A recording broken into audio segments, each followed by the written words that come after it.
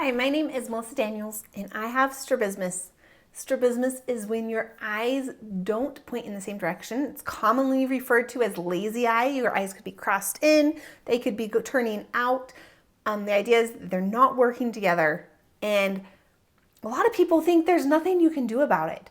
They think that this is just their curse and that they have to live with it. And I am here to tell you that that is not the case.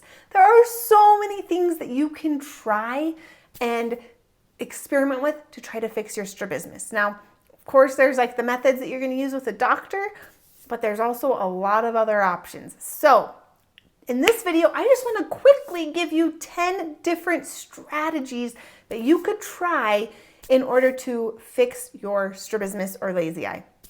Now, if you go through this and you're like, how do you know which one to choose? That is a great question to ask your eye doctor.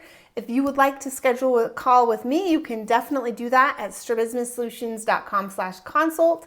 You can also go to learn.strabismussolutions.com, and I have a lot of free resources there and different options, and you can I can help you know what direction to go. Now, let's get started. These are not in any particular order. I'm probably going to start with the more common and then go to the less common approaches that you could try for strabismus. So the first and probably most popular solution for fixing strabismus is surgery. Basically what the doctor does is, if your eyes are pointing like this, he cuts and moves muscles around to either tighten or loosen muscles so that your eyes are straight. It has about a 70% success rate. A lot of people end up needing more surgeries throughout life. It doesn't necessarily teach your brain to use your eyes together, but cosmetically, it definitely makes a difference. Second option, Botox. Botox is, it's not similar to surgery, but it's done by an ophthalmologist. Basically, they just inject the Botox into your muscles, which gives me the cringes. And what happens is it causes that muscle to relax, which can help with the alignment. Now, Botox usually only lasts maybe like 3 to 6 months. I think in like one trial, the longest lasting was like 411 days. So it's not a permanent solution. A lot of times they'll use this to kind of see if you end up with double vision or how you handle having your eyes more aligned. So it definitely can't work for every case of strabismus. It's like not going to work if you have a nerve palsy and those kinds of things. And so, but it's something to talk to your ophthalmologist about if you want something that isn't as invasive as surgery, but could maybe help with the alignment. If it's something minor, give it a try. Okay, that is number 2. Number 3, vision therapy. Vision therapy is performed by optometrists. You go into an office once a week for, if you have strabismus, probably a year, and you do a lot of different types of eye exercises with lenses and prisms and all sorts of different things to teach your brain to use your eyes together. If your brain is using both of your eyes together, it's going to want them to be straight so that when it combines the images from both eyes, it's 3D and amazing, and they're looking at the same thing. So vision therapy teaches your brain exactly how to do that. Great option. I've done 1 and 3. Now, I never tried Botox. Okay, 4, another fun one is virtual reality. Now, is this going to fix it completely? No, but it's a strategy, right? Virtual reality is done on a headset like this, and what happens is it's an environment where it's a lot easier for your brain to combine what your eyes are seeing and put that together into a 3D image. It's kind of like it's like setting it up and like spoon feeding it to you instead of you having to do it in the real world. And it's a great stepping stool to get to, the 3D vision with the vision therapy and the in-office things, the real life using both eyes. So I have some great videos about different apps that you can get that I recommend. You can check that out at learn.strabismussolutions.com as well. Virtual reality is really fun and really effective for vision therapy, for helping with strabismus. Okay, another one. This is really simple. Now, you might not want all of these strategies. I just want to share these different strategies because I want you to see there's a lot of different things you can do. One strategy for dealing with strabismus is just to tilt your head. If you have a vertical strabismus, a lot of people can tilt their head and it makes their double vision go away. That can solve the problem, right? They might end up with neck problems and lots of problems down the road, but that can fix the double vision. With horizontal strabismus, you can tilt your head like this, and it makes the strabismus less obvious. So if you're worried about the cosmetic side of strabismus, you can learn how to move your head in the right direction. That helps make the strabismus less obvious and can actually help with a lot with the double vision. Yeah, may not be for everybody, but it can kind of help in the process. And I have a full article about that on the website of exactly how to move your head to help with strabismus. It feels silly, but if you have strabismus, you know any help is good help, right? Okay, another one, and this probably should have gone first because everybody with strabismus has tried this. Glasses with prism. Glasses with prism, I should have had them out and ready, but such is life.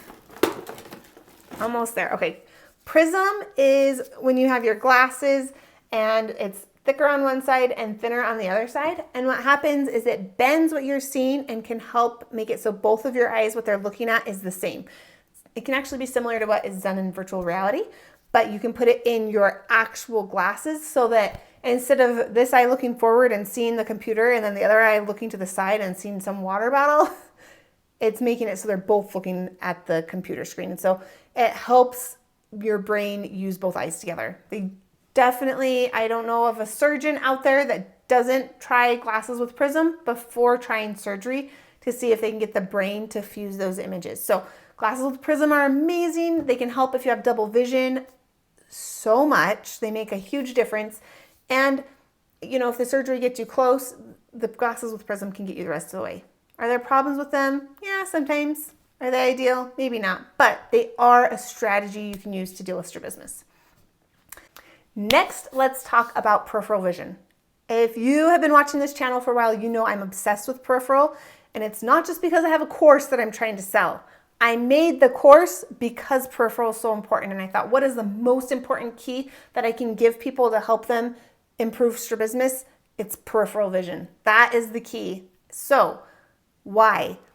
Okay, right now imagine you've got one eye that's seeing 90%, right? It's like it accounts for 90% of what your brain is taking in.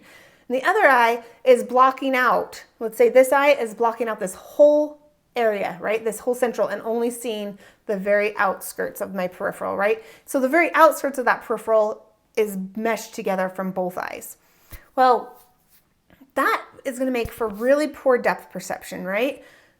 The ideal would be to get both eyes working 100% all the time and completely meshing that central vision and peripheral vision. So not just this, but like closing that off so that you're both seeing the exact same. With strabismus, it might not be possible, okay? We've got a lot of crazy stuff that happened with all the patching and surgeries. Our vision doesn't just work normally. But one thing that we can do is take that weak eye and instead of blocking out this much, make it so that it's seen more and more. So at some point it's maybe only blocking the very central, but the most of the peripheral, it can mesh with the other eye. That is going to change your depth perception significantly. I am here to tell you, I do not have great central stereopsis at all. It's actually terrible. I can't, even still after years, I'm not able to get those perfect things lined up because I've got arc and other problems, right? But because I've worked so hard on my peripheral, I still have crazy improvements in my depth perception. Even like my stereo, my peripheral stereo is so much better. So I'm telling you, it's a really good strategy. You should try improving your peripheral. Okay, next is syntonics. Syntonics is a light therapy. You wear glasses. They don't look like this, but they would both be like red or green or blue or yellow. There's a million colors, and they're basically light filters, and they are signaling to your brain to like reboot. This is what I think of it as. It's like, okay, reboot. It can help a ton with amblyopia and just some things where you've got these like ground in brain issues, and the syntonics can help it on this other level. It's a little bit more out there, but you can hear crazy success stories with strabismus and the syntonics photo light therapy. Another option that I've heard tons of people have success with, not tons, okay, that was an exaggeration, but is natural vision improvement, like the Bates method with relaxation. learning to relax your eyes, learning to relax your whole brain. There's a lot of different vision teachers out there, and you can hear success stories of people who had strabismus, who had double vision, and they were able to fix it with these natural vision techniques. And the last thing would be to train your brain, just to be okay with having strabismus. This is a strategy, right, for improving strabismus. If you can just accept it and stop fighting it and just be like, this is what it is, and be curious about what you're seeing instead of resisting it, it's going to be amazing to you how much less it's going to impact you and how much more you are able to live with it and find solutions for helping. So I hope that you are able to pick one thing off of that list and try something new. If you want my help, definitely schedule a consult with me or check out learn.strabismussolutions.com for some free resources. And if you have a solution for strabismus that I didn't mention, put it in the comments, and I'll see you in the next video.